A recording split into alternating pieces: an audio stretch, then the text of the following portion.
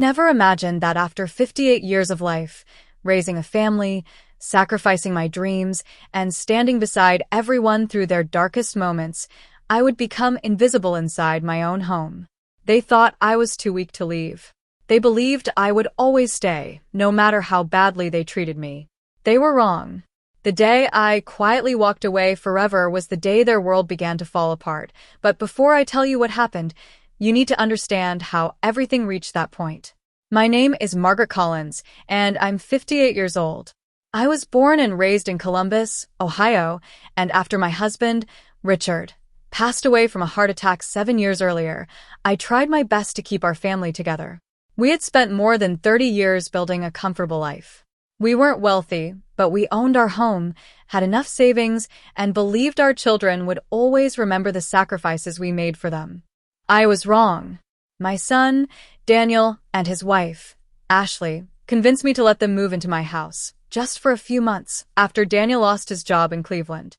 They promised they would help around the house, contribute to the bills, and make sure I wasn't lonely anymore. At first, it sounded like a blessing. I cooked every meal, cleaned every room, watched my 2 grandchildren after school, and even paid most of the household expenses because Daniel said interviews were taking longer than expected. Ashley thanked me during the first week. By the second month, she stopped saying thank you. By the third month, I had become the unpaid housekeeper. Little comments started slipping into daily conversations. Mom, could you wash these clothes before tomorrow? Grandma, where's dinner? Aren't you home all day anyway? Nobody asked if I was tired.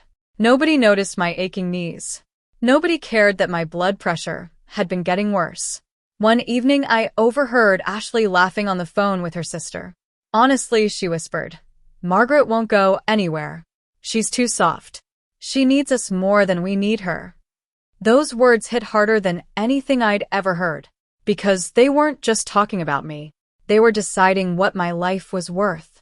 I stood in the hallway, gripping the wall so tightly my fingers hurt. For the first time since Richard died, I realized I wasn't surrounded by family. I was surrounded by people who had mistaken my kindness for weakness. That night, lying awake in the bedroom Richard and I had shared for decades, I stared at the ceiling and asked myself a question I had been avoiding for years. What if the strongest thing I could ever do was finally walk away? The next morning, I woke up before sunrise, just as I had every day for years. I brewed coffee, packed lunches for the grandchildren, folded laundry that wasn't mine, and watered the flowers Richard had planted before he passed away. From the outside, nothing had changed. Inside me, everything had. Once you see the truth, it's impossible to pretend you don't. Over the next few weeks, I began noticing things I had ignored for months. Daniel wasn't looking for work as hard as he claimed.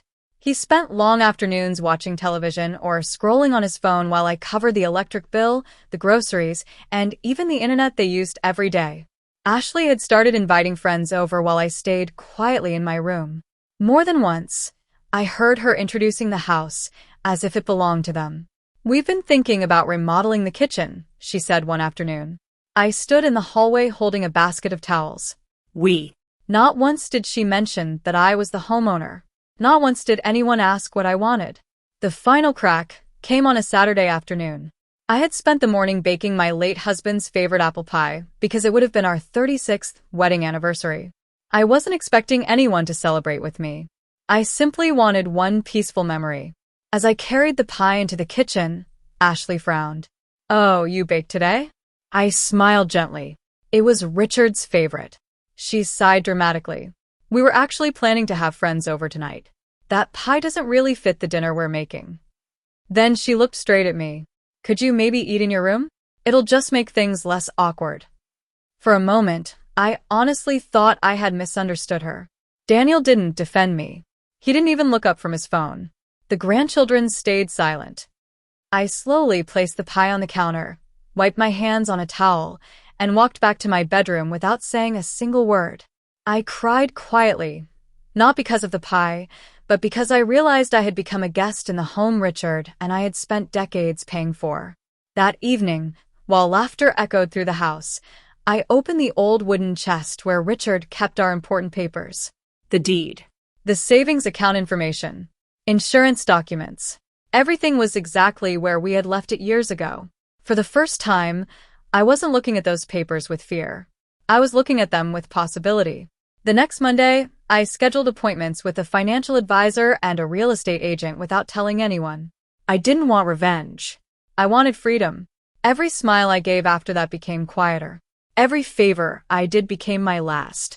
Because while everyone believed I was too weak to leave, I had already begun planning the day I would disappear from their lives forever. For the next month, I kept my plans completely to myself. Every morning, I smiled, made breakfast, and waved goodbye as everyone left the house. Then I met with my real estate agent, organized my finances, and searched for a quiet place where I could finally start over. It wasn't easy. Every room in that house held memories of Richard, birthdays, Christmas mornings, and the life we had built together. Leaving wasn't about giving up those memories. It was about refusing to let them be destroyed by people who no longer valued them. Fortunately, Daniel and Ashley had never been added to the deed. Legally, the house was mine alone. Within a few weeks, I accepted a fair offer from a young couple who dreamed of raising their family there. Asked for a 60-day closing to give everyone enough time to move. The hardest conversation of my life came the evening I gathered everyone in the living room. "I need to tell you something," I said calmly. Nobody looked concerned. Ashley barely glanced up from her phone. Daniel folded his arms impatiently. I took a slow breath. "I've sold the house." Silence. For several long seconds, nobody spoke. Then Daniel laughed. "Very funny, Mom. I'm serious." His smile disappeared. Ashley's face turned pale. "What do you mean you sold it?" "I mean exactly what I said. The closing is in 60 days. You'll need to find another place to live." Daniel stood so quickly his chair scraped across the floor. "You can't do this to your own family."